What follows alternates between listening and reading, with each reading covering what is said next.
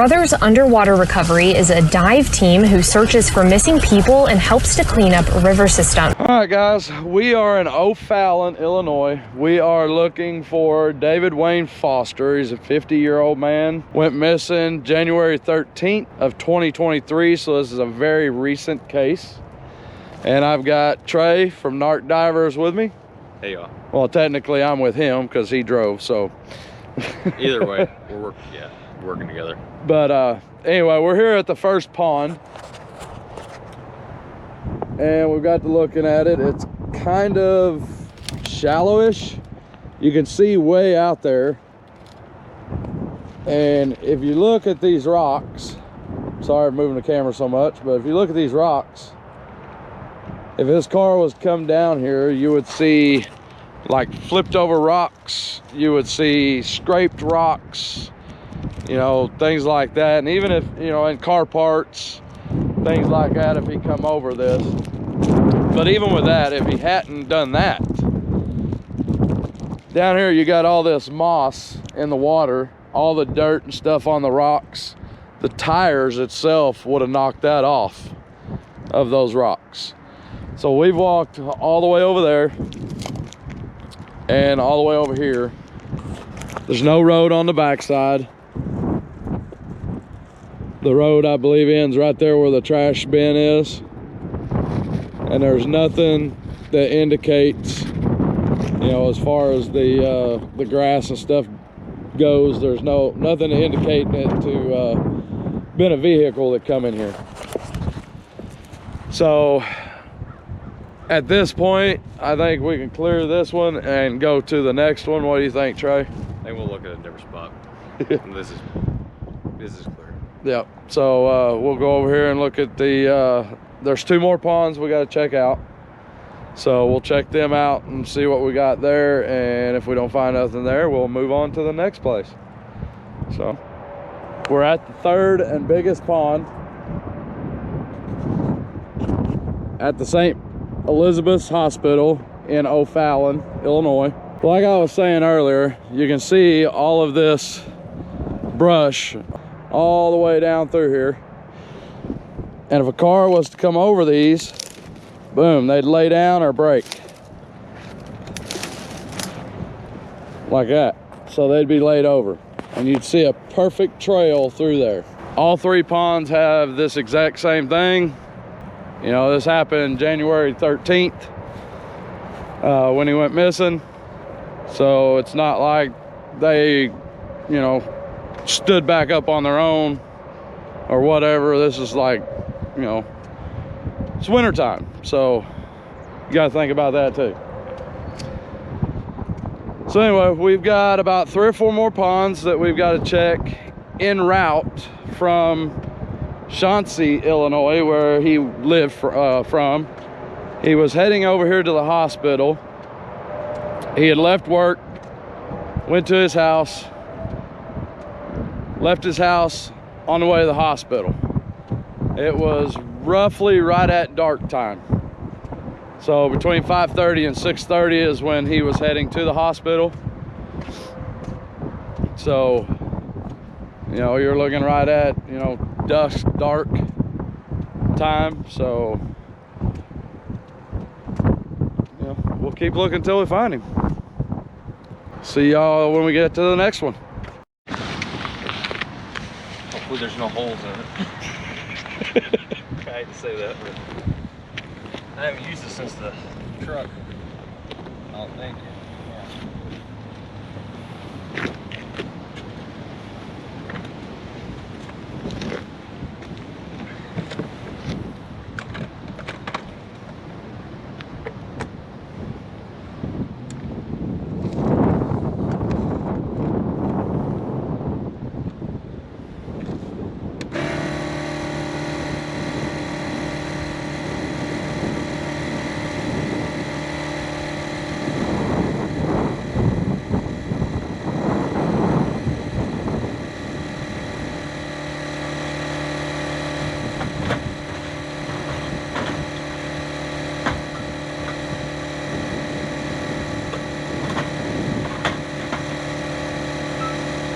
All right, guys, so we are at another pond, kind of a little small lake.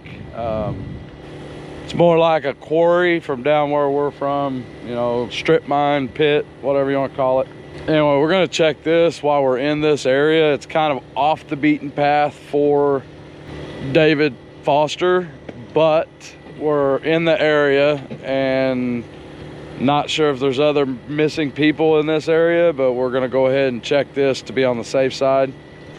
And then we'll get back on the actual path that we were on earlier. We're waiting to hear back from a funeral home that has a pond literally 15 feet right off the side of the road. So we're waiting to get access to that pond. And while we're doing that, we're gonna check this pond. Well, we got her all aired up now. We just got to put all the equipment on it now and get her down in there. It only takes about an hour to air up. Getting cold and windy. All right, guys, so we are out here on the lake. This thing is only about 4 foot deep. That's the deepest we've been yet. Over there where the boat ramp was at was only like 2.5 foot deep. All right, guys, so we got Trey with us. Hey, y'all. We've got everything loaded back up out of the water. So probably won't be showing any footage from that. It was only roughly like 2.5 feet throughout the whole lake. So I probably won't show no footage of that. But anyway, it is clear, so we know he's not here, for one. So we can take that off of the map, you know, that we're looking at. So Just process of elimination. Yep. Just the waterways around where that guy went missing. And absolutely, process of elimination. So we know he's not here. We've got, what, about 5, 6 ponds that we know he's not at. Yep. One pond, we're not for sure. We're trying to get access to it. It's a private pond. So guys, it's kind of starting to get a little darkish. So filming maybe about another hour or so. So just looking for, I want to say the obvious, but sometimes not so obvious. And when you look on Google Maps and it was close to the route that he may have taken or may not have taken. Yep. And we figured why not. So like it's literally, if you go right up here and go down the road, half a mile, yeah, and you're on the route that he would have took. So you know, he might have swung in here to take a leak or something. You never know. I mean, you never know what people's gonna do. So it is what it is. We hunted our butts off today, you know, looking at different places. Some places we didn't film, but we got the boat out, checked this for sure, and it's only about 2.5, roughly 3 feet deep. Police were still putting out missing posters, still asking the public for any information on the whereabouts of David Foster.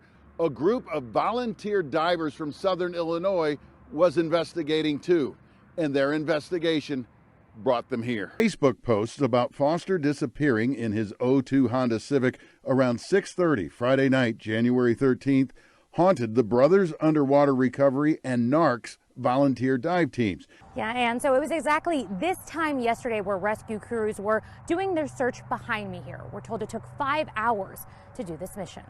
The rescue team Brothers Underwater Recovery dives into missing persons cases. Her latest mission was to find this missing man, 50-year-old David Foster from Swansea. His daughter Ashley Foster was already raising funds to get a private investigator after her dad and his silver Honda Civic were last seen January 13th. The new divers are the ones that actually contacted me. After seeing Foster's case online, the team started digging. Ashley said her dad was at work when he had chest pain. He was having really bad problems with his sugar. He was very disoriented. He was walking funny. That's when he went to St. Elizabeth's Hospital in O'Fallon, Illinois. And he actually asked my grandmother if she could meet him at the hospital. And she sat there for like 15-20 minutes and he just never showed up. Last week, Brothers Underwater Recovery, along with other rescue crews, decided to map this out and look for waterways nearby. We kind of went from there, GPSing it to the St. Elizabeth's Hospital. There was about 4 different routes that he could have taken from Swansea. So we actually traveled every one of those since we was on our last route. And they noticed something out of the ordinary. It does bring closure to our family, you know, that he's finally found. My dad was my best friend. He was the happiest man, and he always had a smile on his face. He was a big mama's boy. He loved his mom, and he was just so happy-go-lucky.